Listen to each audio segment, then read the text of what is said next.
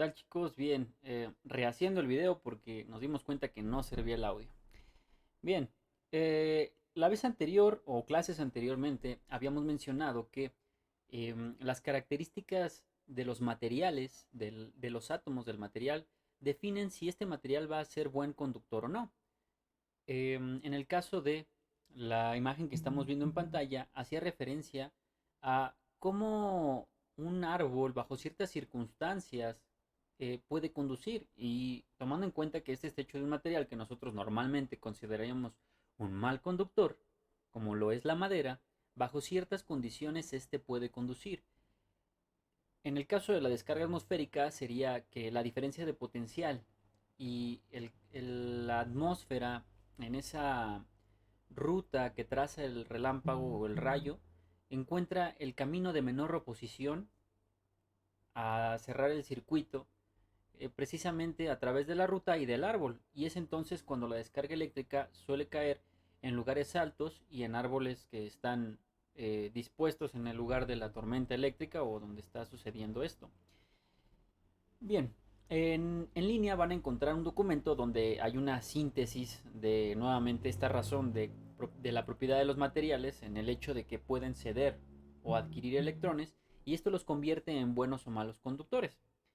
Ok, eh, si nosotros les preguntáramos a ustedes en el sentido de cuál creen ustedes que sea el mejor conductor eléctrico, probablemente muchos dirían que el oro. Sin embargo, eh, esto no es así.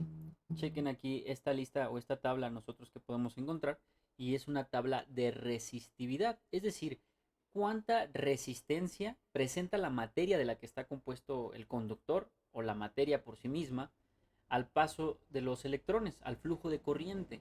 Entonces, podemos observar cómo dentro de los metales la plata es el primer lugar porque presenta menos resistencia al paso de los electrones. Vean la tabla ahí dos características importantes en la parte superior. Nos dice eh, ohms por metro. Esto significa que nosotros siempre, para poder calcular la resistencia de cualquier conductor, vamos a tener que tomar en cuenta la sección, la longitud, qué tan largo es el cable, cuál es todo el tramo por el que tiene que atravesar nuestra corriente eléctrica. Ujú. Es una variable directamente proporcional a la resistencia que va a presentar el conductor. Entonces son ohms por metro. ¿Cuánta resistencia presenta el material por cada metro del conductor? Ujú. Y del lado izquierdo, ahí en la tablita nos menciona 20 grados a 25 grados. ¿Esto qué es? Pues son temperaturas bajo las que los laboratorios o los fabricantes hacen las pruebas y se calcula que esta es la resistencia bajo condiciones normales o bajo condiciones estándar. Si la temperatura aumenta, seguramente la resistencia del conductor va a cambiar. La estructura molecular se encuentra a lo mejor con energía cinética diferente y esto provoca que la resistencia de este material sea diferente. En el caso de elevar la temperatura sobre estos conductores, muy probablemente va a elevar la resistencia en este conductor. Bien, entonces regresando a la parte de la tabla. La plata como primer material bueno o óptimo para realizar la conducción de estas corrientes eléctricas. En segundo lugar, el cobre y hasta la tercera, el oro. Bueno, ¿por qué se utiliza el oro en algunos elementos de desarrollo tecnológico? Bueno, pues porque tiene otras propiedades de permeabilidad eléctrica, tiene propiedades a lo mejor de anticorrosión o de corrosión. Entonces, son otras las razones por las cuales se elige el oro respecto de otros materiales. Sin embargo, podemos observar cómo la plata supera al cobre y cómo el cobre supera al oro. En el caso de la plata, pues no utilizamos plata porque el cobre es más barato y también porque tiene diferentes propiedades precisamente de algo que se llama permeabilidad magnética. Esta cualidad de permeabilidad magnética tiene que ver con cómo un material es o puede ser influido por el electromagnetismo, por fenómenos electromagnéticos. Bien, para este caso, ¿dónde ocupamos conductores buenos como lo podría ser el cobre? Ujú. Pues el cobre lo podemos utilizar en elementos como esto, donde hay un bobinado y este bobinado genera un campo magnético. Este campo electromagnético tiene pues la fuerza de atracción o repulsión de ciertos elementos de acuerdo al campo electromagnético. En el caso de los motores también se puede utilizar porque tiene fenómenos de este tipo también. Son enrollados. Todos estos componentes que se constituyen de enrollados de bobina de cobre con cierto calibre, pues van a producir este campo electromagnético y por eso es que son, bueno, todos los materiales conductores presentan este fenómeno de generar un campo electromagnético de acuerdo a una incidencia de corriente. Pero en el caso del cobre es algo característico de él, puesto que tiene esta característica de permeabilidad electromagnética. Estamos viendo en la pantalla cómo está constituido por dentro un relevador, o lo que sí, un relevador, o un contactor, le pudieran llamar en algunos, en algunos ramos. Vemos cómo hay un núcleo sobre el que está enrollado la bobina. Vemos la bobina, que es el enrollado de cable, y vemos las terminales, donde tenemos NC, C y NO. La armadura, que es la parte metálica que le da cuerpo a esta estructura, y los contactos. Ok, normalmente estos componentes nosotros los podemos encontrar si fuéramos a la electrónica como algo por el estilo. ¿Sí? Van ustedes y lo compran así suelto y van a ver algo así, suelto, con las patitas pequeñas en esta parte de aquí y sueltas, ¿no? Por así decirlo. Es decir, es el puro componente dispuesto ahí, suelto en la mano. Y vienen también algunas características, las que vemos aquí en la parte superior. Nos están diciendo, bueno, y también en la parte inferior nos dicen dos características importantes que en su momento los vamos a ver. Sería qué voltaje y qué corriente soporta a la entrada, que es la energización de la bobina de accionamiento, y qué corriente y qué voltaje soporta a la salida, que sería qué características eléctricas podemos controlar con nuestro pulso de control o con la primera parte, que serían los contactos de la bobina. ¿Qué es lo que podemos controlar? ¿Hasta qué magnitudes de las características de corriente eléctrica? Ok, también lo podemos encontrar este mismo así. Y esto sería ya algo que en electricidad o en electrónica se le llama módulo de relevador. Ya cuando el relevador ustedes lo ponen en un circuito, en el circuito mínimo recomendado, para que ustedes lo puedan nada más llegar a conectar, ya se le llama módulo de relevador. Generalmente tiene, pues la mínima consideración es tal vez agregar un diodo para los retornos de corriente de la bobina, que en algún momento vamos a ver esa parte de ese retorno de corriente o rebote de corriente. Y en este caso, en este módulo le agregan unos LEDs que les indica si está energizado y si está activado o no. El módulo, lo que es el que vamos a trabajar en algún momento con él, viene esta parte de aquí, las terminales, que seguramente es NC, C y NO. ¿Qué quiere decir esto? Vamos a ilustrar aquí, por ejemplo, NC, C y NO. Tal vez sea así. No se puede ver aquí muy, muy bonito, pero probablemente sea así. Esta parte de NC, C y NO muy probablemente es porque tienen esta disposición. Todos los relevadores o contactores vienen más o menos distribuidos así, donde tenemos un pin de conexión o una terminal de conexión, y estos dos serán considerados como a lo mejor A1, A2, B1, B2, que son las terminales a través de las cuales vamos a energizar la bobina, terminales a través de las cuales vamos a activar la carga. En este caso podemos considerar que esta es la bobina. Esta es la bobina, este también es un símbolo de bobina o de un relevador. Y esta bobina, cuando se energice, cuando circule corriente a través de ella, pues que va a generar un campo electromagnético. Cuando esto sucede, este metal, este conductor, se ve afectado por ese campo electromagnético, ¿sí? Entonces, en este caso, este campo electromagnético atrae esta laminita que normalmente estaba en otra posición, que es esta, y en este punto nosotros vamos a cambiar de estado. Es decir, si nosotros teníamos una circulación de corriente a través de aquí, porque este era el normal, al cambiar de posición y tocar con esta parte, ya la corriente va a circular por acá. Bueno, este sería una consideración. Normalmente el de en medio es el común Y cuando es el común, el de en medio, pues podemos decir que este es el que trae la línea viva o la señal que va a aportar los electrones o la corriente eléctrica. Entonces, probablemente pudiéramos decir que va de aquí para acá y circula por acá. Ujú.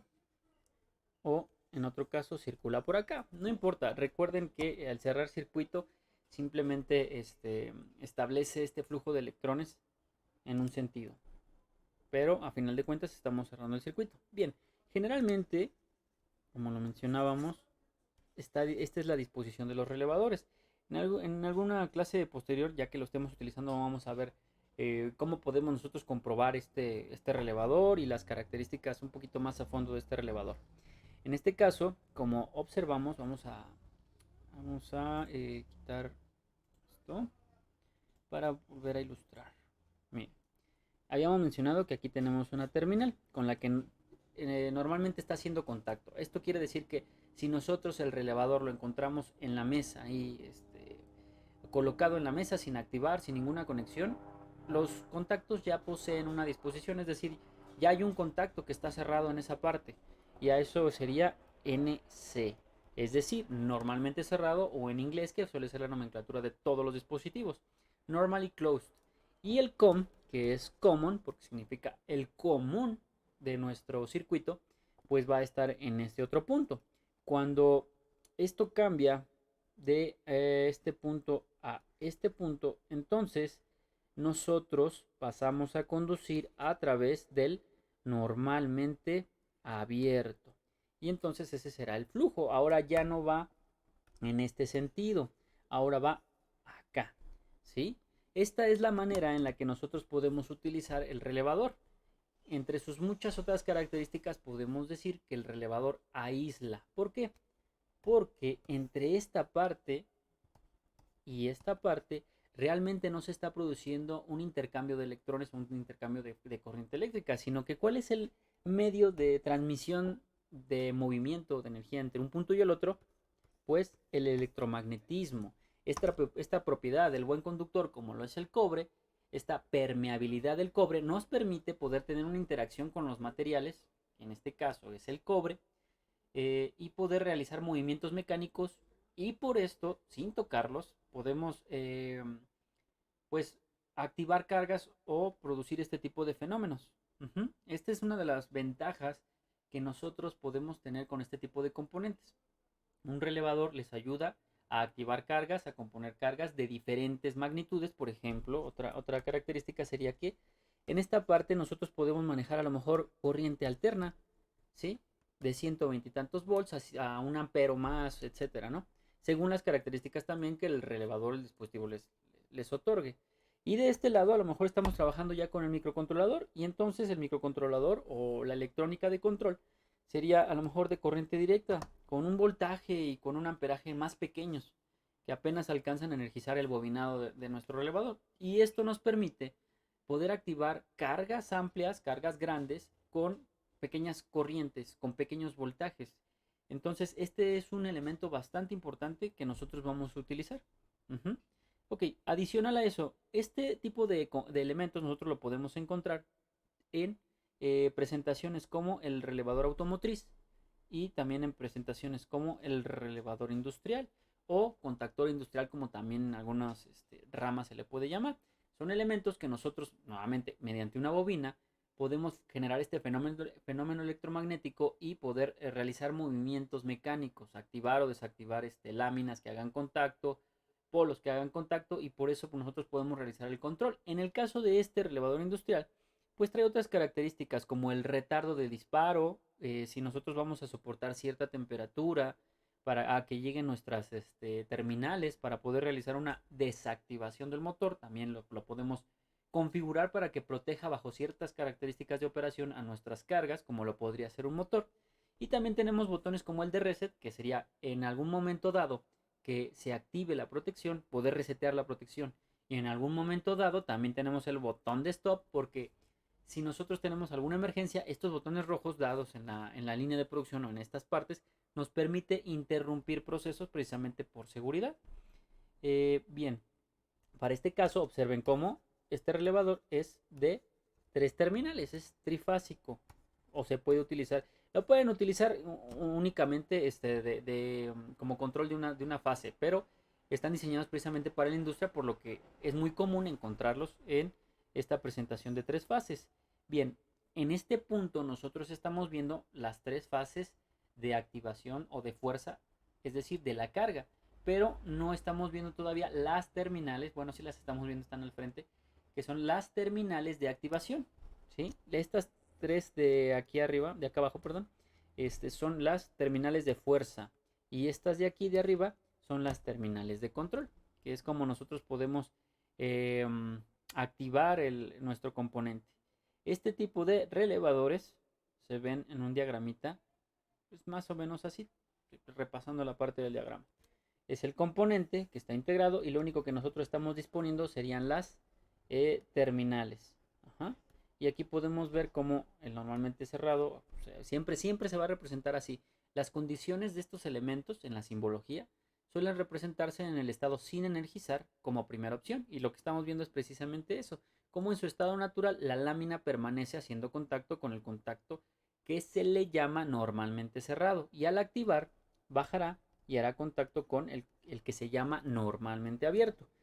Recuerden, estas partes son donde nosotros energizamos la bobina, es nuestro pulso de control, y las otras terminales serán los pulsos de carga. Ok, recordando entonces este elemento importante donde aplicamos un material buen conductor, y como son los malos conductores, nosotros también sabemos que el hecho de que los conductores sean buenos o malos conductores se debe precisamente a la resistividad de este material. Y lo mismo pasa pues con los materiales dieléctricos o los materiales que suelen ser no tan buenos conductores, como lo sería la madera, el hule, el vidrio, la cerámica o algo parecido. En un momento también vamos a ver la parte de dieléctrica, que es muy similar a lo que sería un aislante. Pero bueno, eso ya vendrá en su momento, chicos. Recuerden, chequen el documento que está en línea, es una síntesis de esto, muy breve. Y vemos el siguiente.